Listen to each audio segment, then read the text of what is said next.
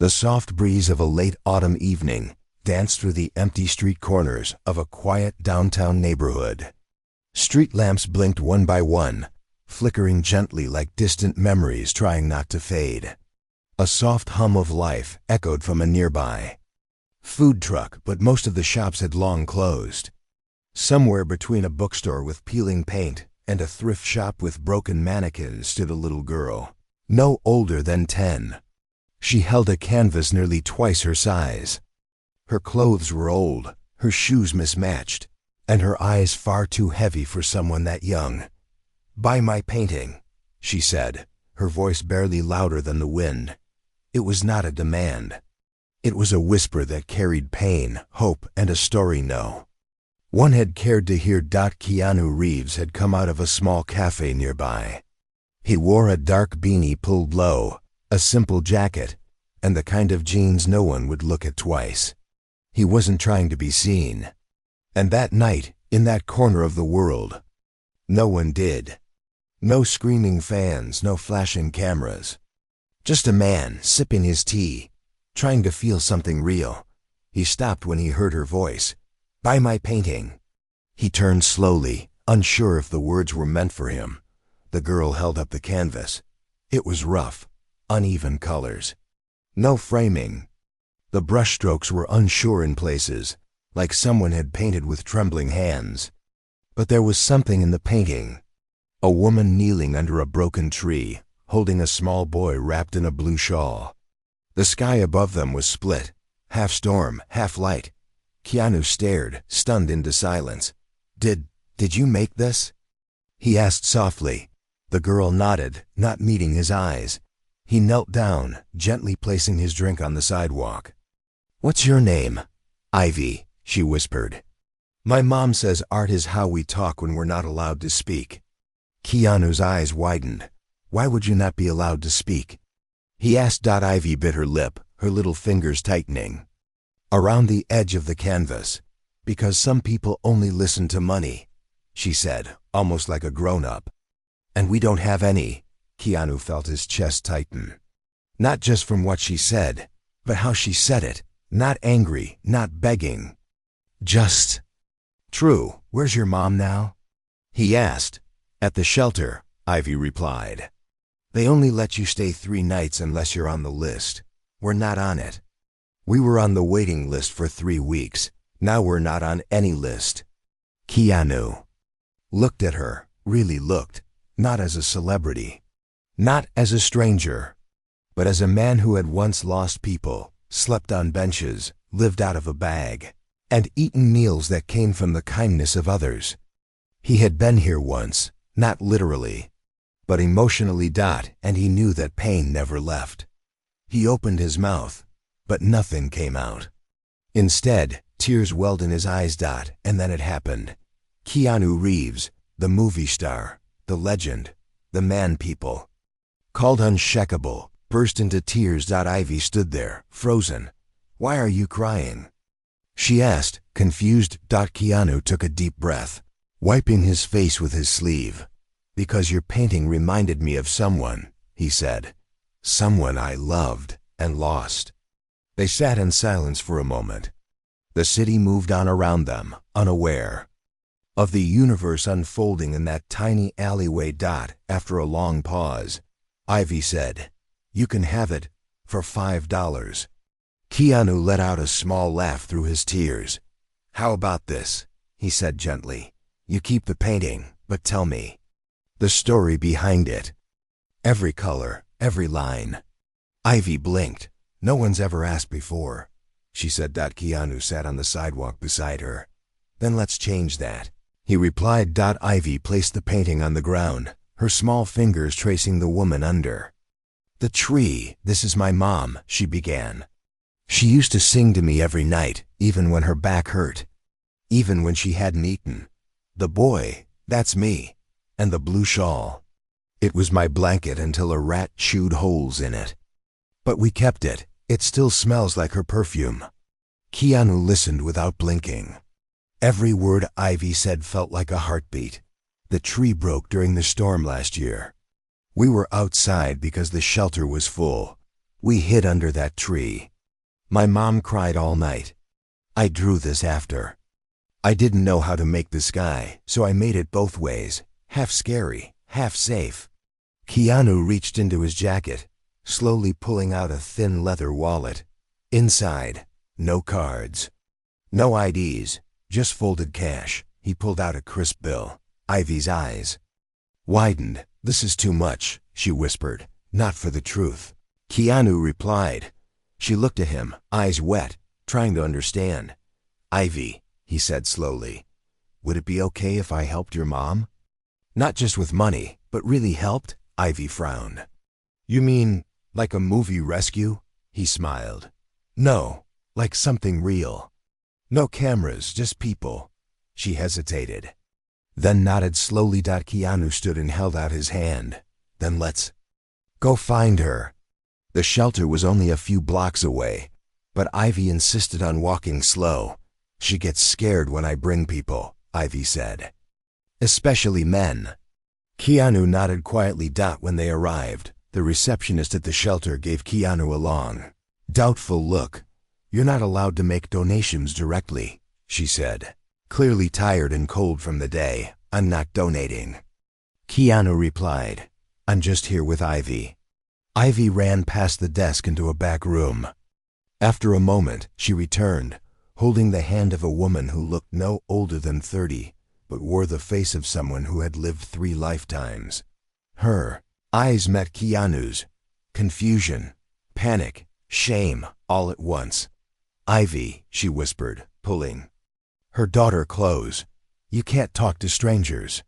"He's not a stranger," Ivy said. "He cried when he saw my painting." The woman's lips parted, unsure what to say. Keanu took a small step forward. "Ma'am," he began softly. "My name's Keanu. I'm not here to judge. Just listen." She stared at him, not blinking. Her eyes narrowed slowly. "What's the catch?" "There is no catch," he said. "You can say no, but your daughter is extraordinary." The woman's face crumpled. She sat on a bench, holding Ivy in her arms. "I used to teach art," she said suddenly, like it had been stuck in her throat. "Before I lost everything." Keanu listened. "My husband left. The house burned. No insurance. I didn't want to ask for help. Then I had Ivy. And everything just stopped." Keanu sat beside her. "Not too close, not too far. I can help you restart," he said quietly. "But only if you want that." The woman looked at her daughter. Ivy smiled and nodded. The woman took a deep breath. "What do I need to do?" Keanu reached into his pocket again. This time, he pulled out a small card. "You come here," he said. "This is a friend of mine. They run a foundation. It's private, quiet, no cameras. They help artists get back on their feet. They'll find you a place, give you work." "Not charity, just a new page," Ivy gasped. Her mother didn't speak. She just stared at the card like it might disappear. I don't have anything to give you back," she whispered. Keanu stood slowly. "You already gave me something," he said. "You reminded me why I'm still here." And then he turned and walked away into the night. Ivy watched him go, holding her mother's hand. "Mom," she whispered, "I think he saw us." The woman looked down.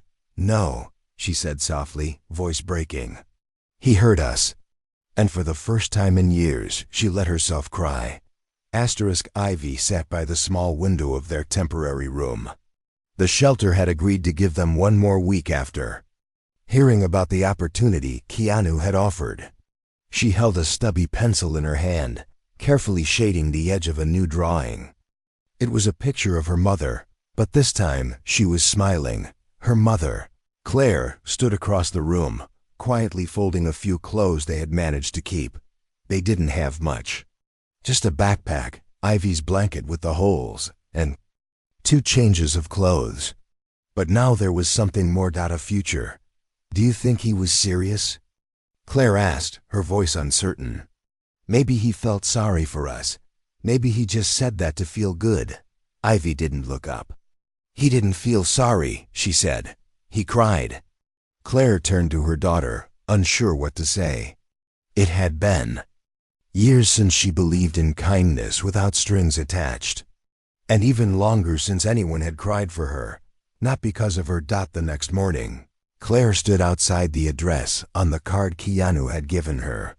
It was in a quiet part of town, not rich, not poor, just quiet. The building was plain on the outside, a gray door. One small sign that said Aurora Foundation. She took a shaky breath and stepped inside. The receptionist, a warm-looking woman in her 50s, looked up and smiled. "You must be Claire," she said gently. "Keanu called ahead." Claire blinked. "He did?" The woman nodded. Said, "To expect someone strong, someone worth believing in." Those words sank into Claire's chest like sunlight after a long winter. She followed the receptionist down a hall, where soft music played from somewhere unseen. The walls were covered in paintings. Real ones, not prints. Each one had a name beneath it. Some had ivy leaves drawn beside the signature. They stopped outside a wooden door. The receptionist knocked, then opened it. Inside sat a man with silver hair and glasses. He stood when Claire entered. "Hello," he said kindly. "My name is Elliot. Keanu is one of our oldest patrons. He asked us to help you without question. But I'd like to get to know you anyway, if that's all right." Claire sat down, hands folded tightly in her lap. "I used to teach art," she said. "I used to believe it could change people. But then I had to choose between feeding my daughter and painting. So I stopped believing." Elliot listened without interruption. When she finished, he nodded. Double quotes, "I think you still believe," he said, "or you wouldn't be here." Claire's lips trembled. "We're not a charity," Elliot continued. "We offer housing for women and children for 6 months. After that, we give opportunities to those who work in creative fields. Teaching, painting, designing. If you're willing to try, we're willing to stand with you." Claire could barely breathe. "And your daughter," Elliot added, "is welcome too. We have art classes here for kids with big imaginations." Back at the shelter, Ivy was finishing her second drawing of the day when her mom walked in. She could tell something was different. Her mother was smiling, not the tired kind of smile she wore when trying to protect her. This smile was real. "Pack your things," Claire whispered. "We're going somewhere new." They moved into a small apartment above the foundations. Art school. It wasn't big, but it was theirs. Ivy had her own bed. Claire had her own keys.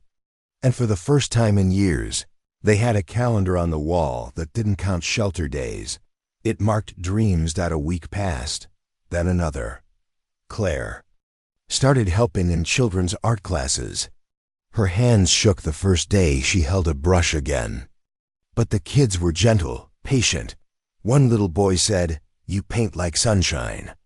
And Claire cried. Ivy attended the youth program at the foundation. She made friends who didn't laugh at her clothes. One of her classmates asked her, "What do you want to be when you grow up?" Ivy replied without thinking, "Someone who makes people feel what my painting felt to him." They didn't need to ask who him was.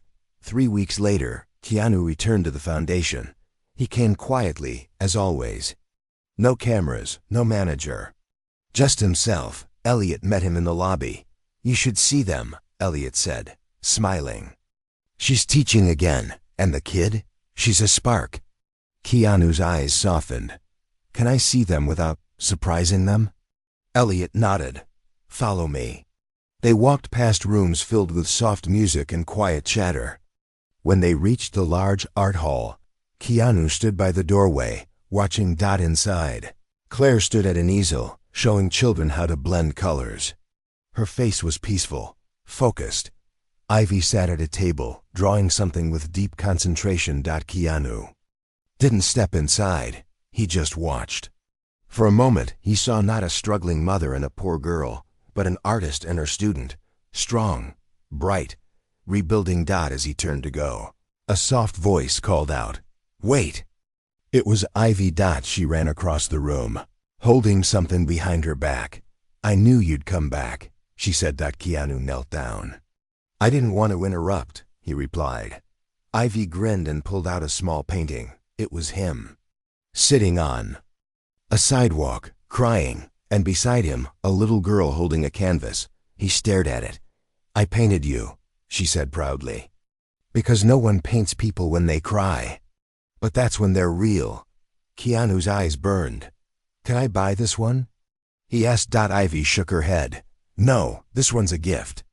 Keanu smiled and hugged her tightly. Later that night, Ivy sat in bed while Claire braided her hair. The light from the small lamp beside them cast a golden glow across the room. Mom, Ivy whispered, do you think we'll be okay? Claire kissed her head. I think, for the first time in a long time, we already are. But far across the city, in a tall office building, something else was happening. A tabloid had received a blurry photo from a passerby. It showed Keanu Reeves kneeling beside a little girl on the sidewalk. The headline they were preparing read, Mystery Girl Makes Keanu Reeves Cry. Who is she? And the world was about to find out. The next morning, Claire sat at the kitchen table, sipping warm tea. Ivy was still asleep, her arms wrapped tightly around her old blanket. Outside their window, birds chirped, and the streets below slowly came to life. For once, there was no fear in the morning. No rush to pack bags, no whispering worries. Just peace. But peace rarely lasts. At 8:34 a.m., Claire's phone buzzed. She frowned. The number was unknown. Hello? She said quietly. Hi, this is Nora Lawrence from Sunrise Daily, said a cheerful voice. We're working on a story about a touching moment between actor Keanu Reeves and a young girl who was selling a painting on the street. Was that your daughter by any chance? Claire froze. I'm sorry, she said carefully. We're not interested in interviews. Wait, please, the voice said quickly. We're not trying to expose anything. It's a feel-good piece. The photo is already trending. It would mean a lot to hear your side. People love a miracle story. Claire hung up. She sat frozen in place. How did they find them? She walked to the window and pulled the curtain slightly. Two people stood across the street. A woman with a camera. A man with a notepad. They weren't there yesterday. Keanu was already awake when his phone lit up. He saw the headline first. Mystery Girl Makes Keanu Reeves Cry. Fans stunned by sidewalk moment. Below, it was a photo. Grainy, distant, but still, it was unmistakable.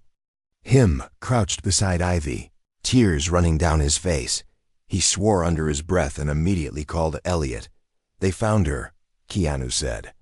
Someone took a photo that day. Now they're digging. Elliot sounded calm but serious. Should we move them to one of our safe houses? Keanu hesitated. I don't want her to think the world is dangerous again. Not now, not after she just found hope. Then what do? We protect them, publicly, with truth. Meanwhile, Ivy noticed something was different when she walked into the art hall. The teachers whispered more than usual. One girl held up a phone and whispered to another, "She's the painting kid." Ivy shrunk back. She didn't understand what had happened. She hadn't done anything wrong. At lunch, two older girls came up to her. "You're famous now," one said. "You gonna sell your drawings for $1 million?" Ivy shook her head. "I just wanted to help my mom." They rolled their eyes and walked away. When Ivy returned to the classroom, she found her sketchbook missing. By the afternoon, Claire had received 3 more calls. One was from a woman claiming to be a producer. Another said they wanted to make a documentary. The third offered $100,000 for an interview. Each time, Claire refused. But the weight on her chest grew heavier. Finally, Keanu called. "I'm so sorry," he said quietly. "This wasn't supposed to happen. I should have protected you better," Claire sighed. "You didn't do anything wrong. People just They want to take good things and twist them. What do you want me to do? He asked. Claire hesitated. Nothing big. Just talk to Ivy. She's confused, scared. She doesn't understand why something kind turned into something ugly. Keanu arrived that evening. Ivy was sitting outside, her knees pulled up to her chest. Her sketchbook had been found, torn and stepped on. She hadn't said a word in hours. "Hey," Keanu said gently, sitting beside her. She didn't look up. "You okay?" Ivy shrugged. "They said I only got your help because you felt sorry for me," she whispered. Keanu looked at her, his voice soft but steady. "Ivy, do you know why I cried that day?" She finally looked at him. "Because your painting didn't show weakness. It showed strength. It reminded me of pain I never dealt with. And it reminded me what love looks like. Raw, honest and real." Ivy's eyes filled with tears. "But now people are laughing," she said. "They say I'm just a lucky kid." Keanu shook his head. "You're not lucky, you're brave. And when people don't understand something beautiful, they try to shrink it. Don't let them shrink you." Ivy wiped her nose. "What if they don't stop?" Keanu smiled softly. "Then we make your voice louder than theirs." The next morning, Keanu held a quiet press conference. No red carpets, no flash. Just a chair, a table, and a microphone. He looked out at the reporters. "A few weeks ago," he began, "I met a young girl named Ivy. She was selling a painting. Not for attention, not for fame, but because she believed in her mother. Her art touched me in a way no film ever has. And since then, people have tried to turn her story into entertainment." He paused. "She is not a meme. She is not a marketing story. She is a child with more courage than most adults." The room was silent. "So let me say this clearly," Keanu continued. "If you want a story, tell the truth. Tell how Ivy didn't ask for anything. Tell how she gave me a gift that changed my life. And if you can't do that, then stop telling her story." The press sat stunned. Keanu stood, thanked them, and walked away. That night, Ivy and Claire watched the press clip on Elliot's office screen. Ivy clutched her sketchbook, newly fixed and taped at the corners. Claire had tears in her eyes. "He stood up for us," Ivy whispered. "Yes," Claire replied. "He did." Outside, reporters slowly stopped coming. The calls faded. The world moved on to the next story. But Ivy's story kept growing. A week later, the Aurora Foundation announced their first children's exhibition, Voices in Color, featuring work from the youth art program. Ivy was the youngest artist selected to be featured. Her painting, the one she'd made of Keanu crying, was framed, titled, and placed in the center of the gallery. Under it was a small note handwritten by Ivy. "This is the moment someone heard me." On opening night, Ivy stood by her, painting in a simple dress with paint on her fingers. People smiled at her. Some asked gentle questions. No one pushed. No one stared. And then a little boy walked up, holding his mom's hand. "I like your painting," he said shyly. "I cry sometimes too," Ivy smiled. "Me too," he grinned. "But now I want to draw mine too." That night, Ivy told Claire something quietly while walking home. "I think art can still change people." And Claire whispered back, "You already have." But just as the world calmed, someone else was watching, someone who saw Ivy's name in a headline and felt a memory return, a memory tied to a past Claire never thought would catch up. The past was coming, and it would change everything. The night after the gallery opening, Ivy fell asleep with her sketchbook resting on her chest. Her fingers were still smudged with charcoal, and the smell of fresh paint lingered in their small apartment. Claire stood by the window, looking out over the quiet city.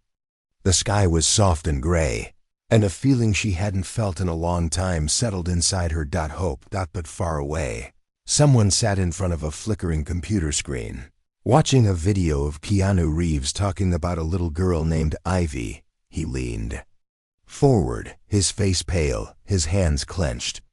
He clicked pause. Then he opened a drawer and pulled out an old envelope. Inside was a faded photo. Younger Claire. Pregnant. And the man whispered to himself, "She never told me." The next morning, Claire woke up early and walked to the art center. She wanted to prepare for her new adult class, a beginner's course for single mothers who wanted to learn painting. She was nervous but excited. As she unlocked the door, a man stepped from behind the tree near the sidewalk. He wore a dark coat and held something in his hand, a photo. Claire. Her heart stopped. She turned slowly. It was him. "Brandon," she whispered. "What are you doing here?" He held up the photo. "Is she mine?" Claire's mouth went dry. "You left," she said. "I begged for help and you disappeared." "I didn't know," he snapped. "You never told me." "I found out from a video, Claire." She stepped back. "You were violent, unstable, you lied, you stole." "I wasn't going to raise a child in fear." He lowered his voice. "I've changed." She shook her head. "I don't believe you. I want to see her." "No," he moved closer. "You can't keep her from me. I have rights." Claire's hands trembled. "Leave or I call the police." Brandon looked at her for a long time. Then he turned and walked away, but not before saying something that made Claire's blood turn cold. "This isn't over." That evening, Claire told Elliot everything. They sat in his office with the door closed. "He found us," she said. "He was her father, but he left before Ivy was born. He was dangerous. Back then, I didn't know how to protect myself." Elliot nodded, listening carefully. "We'll get legal help," he said. "You're not alone anymore." But Claire was still shaking. "What if he tries to take her?" She whispered. "He won't," Elliot said firmly. "Not while we're here." Keanu was filming a small independent movie outside the city when he got the call. He stopped everything and drove straight to the foundation. When he arrived, Ivy was outside, playing with sidewalk chalk. She ran up to him and hugged him. "I drew you again," she said happily, but Keanu could see something in Claire's face. Something dark was back. They stepped aside while Ivy played. "He showed up," Claire said quietly. "Her father." Keanu's expression changed. "Do you want me to talk to him?" Claire shook her head. "I just want to protect Ivy. I don't want her scared again." Keanu nodded slowly. "I'll do whatever you need." Meanwhile, Brandon sat in a cheap motel on the edge of town. He opened his phone and started typing. Within minutes, a post appeared on social media. "I'm the real father of the girl in the Keanu Reeves painting story. And no one's telling the truth." It went viral in hours. People shared it, questioned it, argued over it. The media picked it up. Keanu single quotes S. Team got flooded with calls. Claire's phone rang non-stop, and Ivy just sat in the middle of it, all confused. Double quotes. "Mom," she asked one night, "why are people saying I'm a lie?" Claire hugged her tight. "Because some people don't understand love unless it comes with proof. But I know the truth, and so do you." 3 days later, Brandon filed a petition for custody. The papers arrived in Claire's mailbox like a thunderstorm. She collapsed to the floor. When she read the words, Elliot found her minutes later. "He's taking her to court," she whispered. Keanu came that night. He didn't knock. He just walked in and sat beside Claire on the floor. "We'll fight it," he said. "You won't lose her." But Claire shook her head. "They always believe the men with suits, with charm, with lies." Keanu looked her in the eye. Then, "We show them the truth." The courtroom was small, quiet, and heavy with tension. Brandon wore a clean suit. He had a lawyer. He smiled too much. Claire sat holding Ivy's hand. Her own lawyer was from the foundation, smart, tough, and calm. Keanu sat behind them, silent, but burning with quiet rage. The judge listened carefully. Brandon's lawyer claimed Claire had hidden Ivy from him, that she lived in a shelter, that she wasn't fit to decide what was best for a child. Claire's lawyer calmly laid out the facts, the abandonment, the abuse, the years of silence. And then Ivy spoke. The judge asked gently, "Do you want to see this man?" Ivy shook her head. "He never came when we needed him." Brandon stood up suddenly. "She's just a kid. She doesn't know anything." Keanu stood too. "But we do," he said. "And we've seen what love looks like when no one's watching." The judge slammed the gavel. "Enough," he said. "This child stays with her mother. Permanently," Brandon shouted. The bailiff removed him. Ivy held her mom's hand so tight, her knuckles turned white. When the courtroom cleared, Ivy looked up at Keanu. "Were you scared?" she asked. He smiled softly. "I was, but you were braver than all of us." After that day, something changed in Ivy. She didn't just draw anymore. She painted with purpose. Her next piece was titled, "The Storm Doesn't Get the Last Word." It showed a girl standing in the rain, arms stretched wide, facing lightning. With her eyes open, people wept when they saw it. Gallery offered to buy it for $10,000. Ivy said no. "Some paintings aren't for sale," she said. "Some are just to tell the truth."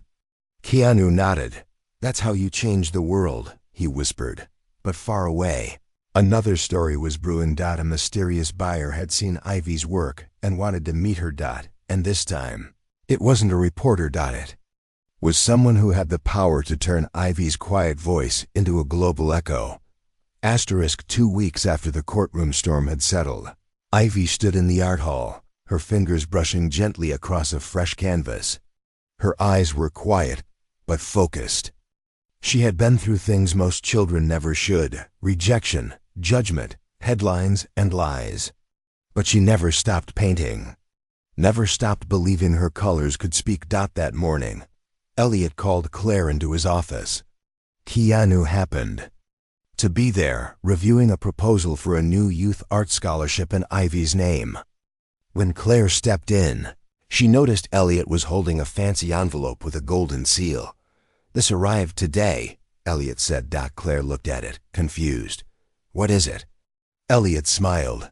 "It's from the Global Arts Council in France." Keanu raised an eyebrow. "That's a big deal." "They've seen Ivy's work online," Elliot continued. "They're hosting an international exhibit for young artists, and they want Ivy to represent North America." Claire's mouth dropped. "They're paying for travel, housing, and a month-long program where kids from all over the world come together to share stories through art." Keanu leaned forward. "Is this real?" Elliot nodded. "Completely. They mentioned Ivy's piece, 'The Storm Doesn't Get the Last Word.' They said it was the most honest expression of childhood resilience they've seen in decades." Claire blinked hard to hold back tears. "We have to tell her," Keanu said, standing up. Ivy was in the backyard garden, painting a butterfly on the old stone wall with some of the other kids when Claire walked up slowly. "Ivy," she said gently, "can I talk to you for a second?" Ivy turned, her hands still covered in bright orange and blue. Claire knelt beside her. "A group of people saw your paintings. They live far away. They help artists from all over the world. And they want you to come to France." Ivy tilted her head. "France? Like the country?" Claire laughed softly. "Yes, the real one." Ivy's eyes widened. "Why?" "Because they believe the world needs your voice." Ivy didn't speak for a moment. Then she whispered, "But what if they think I'm just lucky again? What if they laugh at me?" Keanu walked up behind them. "They won't," he said. "And even if they do, they'll still hear you. And you'll know that you were brave enough to try." Ivy looked between the two people who had fought for her when the world wanted her silent. Then she smiled. "Okay," she whispered. "I'll go." The flight was Ivy's first. She pressed her nose against the window the entire time, watching. Clouds passed by like soft white mountains. Claire sat beside her, holding her hand during the takeoff. Keanu sat behind them, quietly reading a book, but every now and then, He'd peek over the seat and make funny faces, just to see Ivy giggle. Paris was colder than she expected. The wind smelled different, older somehow. Ivy wore her favorite scarf and carried her sketchbook, like it was a part of her. The International Art School was a big white building with stained glass windows and halls that echoed when you walked. Ivy met children from India, Brazil, Kenya, Japan, and so many other places she'd only heard of in geography books. They all spoke different languages, but they all understood one thing: art. In the first workshop, the teacher asked them to draw home. Some kids drew flags. Others drew buildings or food. Ivy drew a sidewalk and a man kneeling, crying. She wrote at the bottom, "Home is where someone listens." The teacher cried when she read it. Meanwhile, Claire and Keanu stayed nearby in a small rented apartment. Claire had been offered a temporary job teaching at a local community center, helping kids express emotions through art. One night, as Claire and Keanu walked back from the market, they stopped near a bridge where music played. A street violinist played something slow, something aching. Claire looked out over the water and said quietly, "I never thought I'd be here, not with Ivy. Not alive. Not whole." Keanu didn't answer right away. Then he said, "You fought harder than anyone ever should have, but you didn't give up. And now Ivy, she's changing people. She's stronger than me," Claire whispered. Keanu smiled. "Maybe. But she had to learn that from someone." They stood there in silence. Two people who had been broken in different ways. And yet somehow, they had helped heal each other. At the international exhibit, Ivy stood beside her piece, a new one. She had finished it just 3 days before the event. It was a girl standing between two giant shadows. One shadow had hands reaching out, angry and sharp. The other shadow had open arms, soft and safe. But the girl wasn't afraid. She held a paintbrush in the air, facing both. The piece was called "I Choose." Hundreds of people came to see it. Critics, teachers, parents, strangers. And Ivy stood there, small but certain. After the show, a woman approached her. She wore a sleek dress and a gentle smile. "Bonjour," the woman said kindly. "I am Madeline. I work with the Children's Cultural Division." Ivy blinked. "What's that?" "We help children around the world share their voices," Madeline explained. "We create books, videos, and programs so no child feels invisible." She knelt down. "Would you help us?" Ivy's eyes widened. "Me?" "Yes," the woman said. "You paint what most grown-ups cannot say.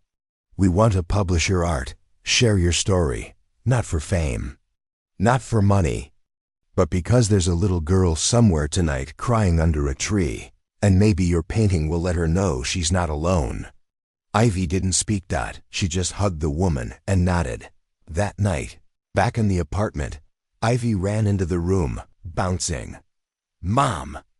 Keanu, they want to make a book of my paintings." Claire covered her mouth. "They want to share them with kids who have no voice." Keanu knelt down. "What will you tell them?" Ivy thought for a moment that the world isn't always kind. She said, "But sometimes it listens." A month later, Ivy's book Painted Silence was released. The first page had her quote, "I used to be quiet because no one asked me what I felt. Now I speak with colors," and someone finally looked. The book was sent to over 40 countries, translated into 12 languages. Schools used it to teach kindness. Shelters hung her art in their halls, and Ivy? She kept painting. She painted the memories that hurt. The faces that healed. The moments that changed her. But one morning, just as the world began to celebrate Ivy as a symbol of hope, a package arrived at the foundation back in her home city. No return address. Just a note inside. "She's not done." And neither am I. It was signed. Brandon. Elliot opened the package. Inside was a photo. Ivy and Claire, taken from a distance. Recent. Someone was watching. The sun rose slowly over the quiet hills near the Aurora Foundation. Birds chirped. Wind rustled leaves. But inside Elliot's office, the air was still and heavy. He held the photo tightly, the one sent by Brandon, Ivy and Claire walking near a market in France. It was a new photo, taken secretly. Claire's face was turned, but Ivy was clearly visible, her hair pulled back, sketchbook in hand. He's watching them again. Elliot whispered. Keanu stood across from him, fists clenched. He wasn't supposed to be anywhere near them, Keanu said. We had a legal ruling, a permanent one. That doesn't stop people like him, Elliot replied. But we're not going to let him touch a single strand of her hair. Keanu's face was calm, but his eyes were sharp. I'm going to France. In Paris, Claire had just finished a short art therapy session with some local children. She was laughing as one of the kids showed her a cartoonish drawing of a giraffe with wings. Ivy waited outside in the garden, drawing a row of tall sunflowers. That's when Claire's phone buzzed. A message from Elliot. Don't panic. But Keanu was flying in. Something arrived at the center. We need to talk in person. Claire felt the blood leave her face. She walked outside. Ivy, she said softly, we need to go back to the apartment. Ivy frowned. Why? Just for now. Keanu landed later that evening. As soon as Claire opened the door to the apartment, he stepped in and pulled her into a hug. He found us again, Claire said. How?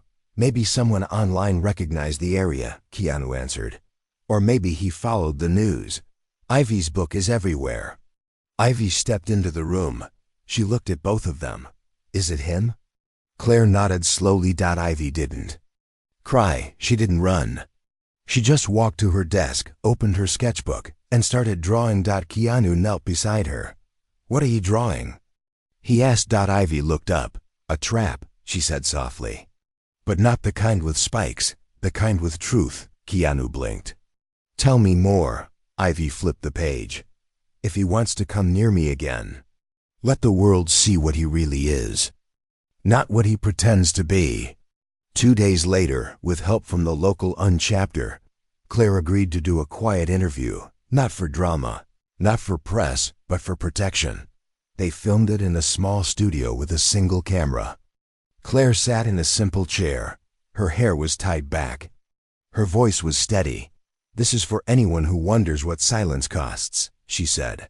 I stayed quiet to survive. I stayed quiet to protect my daughter. But silence lets abusers hide. It lets people like Brandon reappear and pretend to be innocent. She looked into the camera. He is not a victim. He is a shadow, and we do not live in fear anymore. Keanu sat beside Ivy off screen, holding her hand. When the video went live through an official human rights account, something unexpected happened. Thousands of survivors messaged. Mothers, daughters, sons, people from shelters, schools, even police officers. World didn't turn away. It listened. Brandon saw the video. He watched it in a motel room.